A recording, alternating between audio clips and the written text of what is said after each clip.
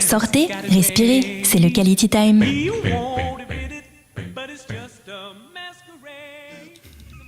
oui, il l'entend pas, il sait pas. Il faut tourner le bouton.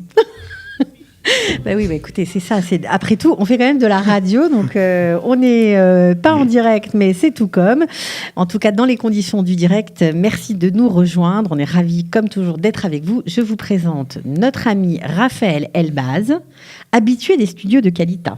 Habitué, ça fait la 3e fois que je viens. Voilà, alors Raphaël Elbaz est producteur, c'est lui qui nous a amené le cinéma en français avec sa structure e-cinéma. Alors il a déjà amené plus de 38 films en vrac, je ne vais pas tous les citer Raphaël, mais allez, c'est toi qui vas les citer. Combien de films ? Alors il y a eu 38 films, et lesquels ? d'accord. Il y a eu les plus gros, il y a eu les Star Wars, il y a eu la Ligue des Justiciers, il y a eu Wonder Woman, tous les DC Comics bien sûr, il y a eu Jurassic World, Mission Impossible.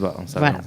Alors ça c'est la partie cinéma. Mais Raphaël est un homme très prolifique, on va dire. Il fait plein de choses. Il est aussi producteur. Il a plusieurs casquettes. C'est lui qui avait même produit le Jamel Comedy, La Légende de la Rousseau, Cet été à Natania. Exactement. Mais là, il débarque avec un autre spectacle. Il nous amène un spectacle Made in France qui a fait, on va dire, qui a à son actif plus d'un demi-million de téléspectateurs, on va dire de spectateurs sera plus juste. Exactement. Il y a eu en France 370 000 enfants qui ont pu assister à ce spectacle-là, et à travers le monde, il y a eu un peu plus d'un demi-million de spectateurs. C'est un spectacle qui a tourné 6 ans en France, qui a tourné à Londres et qui a tourné à La Réunion, 6 ans à l'Olympia et au Théâtre Marigny, et c'est un énorme honneur pour moi de l'amener en Israël, de le faire découvrir aux francophones. C'est surtout un super plaisir pour nous. Alors, ça s'appelle Prince et Princesse. Est-ce à dire que c'est pour les petites filles ou pas ? Pas du tout. Alors bien sûr, c'est pour les enfants, pour la famille, pour tout le monde. C'était pas spécialement pour les petites filles. C'est pas quelque chose de féminin. C'est un spectacle qui va vraiment transporter le public dans un monde complètement féerique. C'est unique. On n'a jamais vu quelque chose comme ça sur scène. C'est à travers un écran. C'est pas un film. Ce n'est pas un dessin animé.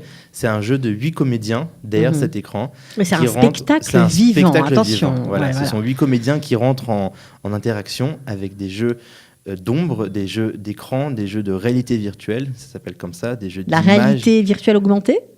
Alors non, c'est pas la réalité virtuelle augmentée, c'est sur un écran, d'accord. Il y a beaucoup de secrets qui vont être dévoilés à travers le spectacle que je ne peux pas dire encore parce qu'on le découvre à la fin du spectacle au niveau de la magie technologique du spectacle. Et donc, alors, 8 comédiens, ce sont les comédiens originaux qui ont tourné en France. Exactement, on amène toute la troupe de France, toute la troupe technique et comédiens de France. C'est quelque chose de fantastique. Un spectacle magique, à partir de quel âge ? À partir de 3 ans. À partir de 3 ans pour toute la famille. Pour toute la famille. Bon, alors il y a une chose qu'on n'a pas dite et qui est quand même essentielle. Si vous suivez les dessins animés français, et ô combien ils sont de qualité, ça c'est certain. C'est vraiment un art typiquement, on va dire, la touch, la French touch dans le dessin animé est vraiment incontournable. Et j'en parle pourquoi ? Parce que si vous avez connu Kirikou et la sorcière, eh bien, l'auteur de ce spectacle, c'est lui qui a écrit Prince et Princesse. Exactement, c'est Michel Oslo qui a écrit et réalisé Prince et Princesse, qui de base est un film qu'il a fait comme Kirikou. Un film de dessin animé, quoi. Exactement, un film dessin animé. D'animation. Mais même monde, même univers, même façon de faire que Kirikou. Alors quoi, Prince et Princesse se passe en Afrique ? Alors c'est 4 contes. Tu as un conte africain, un conte asiatique. Il y a l'africaine qui danse, le prince des joyaux, la vieille dame et le voleur. Il y a ces 4 contes différents, mais dans ces 4 contes, il y a un conte africain. Voilà. Exactement. Alors vous qui avez envie peut-être d'ouvrir, on va dire, l'esprit, l'imaginaire de vos enfants, c'est vraiment une très très belle occasion d'aller se divertir. Vous êtes sur les starting blocks. C'est-à-dire ? Ça veut dire que vous êtes parti, vous êtes en attente, vous êtes comme les coureurs sur les terrains d'athlétisme, vous êtes prêts à partir ? On est prêts à partir. Il faut préciser que ce spectacle a été mis en scène par le grand Bamba Débert, qui lui a fait le personnage de Kirikou, c'est important. Et on est prêts. C'est l'une des rares fois que j'attends, quand on produit un spectacle, on est toujours stressé, angoissé, fatigué. Des fois, on a envie que ça se finisse. Mais là, pas du tout. J'ai envie d'être, moi, spectateur de ce spectacle parce que je l'ai déjà vu et tout le monde, tous ceux qui l'ont vu, le qualifient comme chef-d'œuvre. Il a eu des critiques extraordinaires.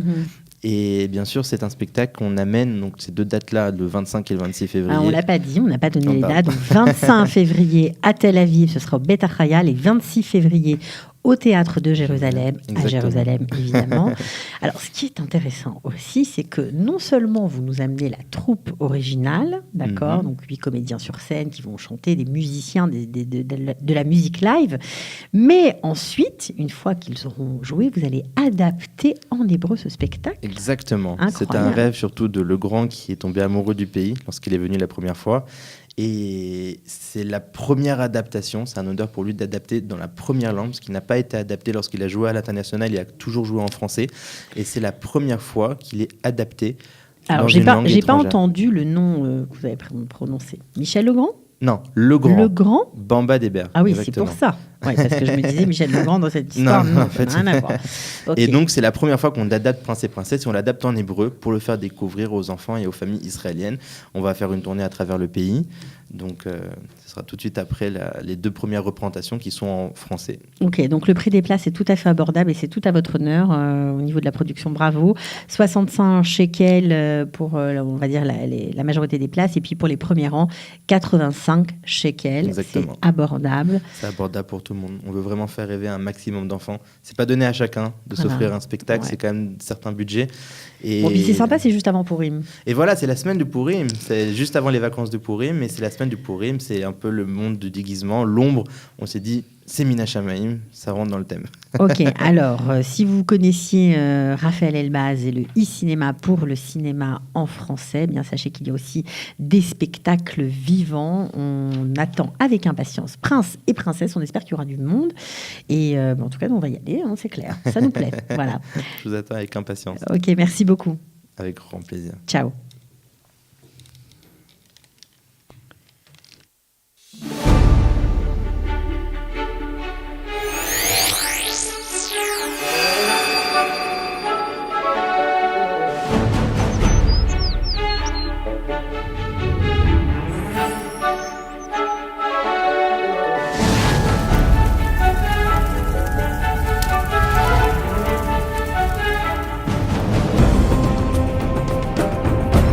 Bonsoir, grand-mère. Ton bel ami est perdu. Madame, Ensuite, voici la dépouille d'un ballon. Ah, c'est pas fait.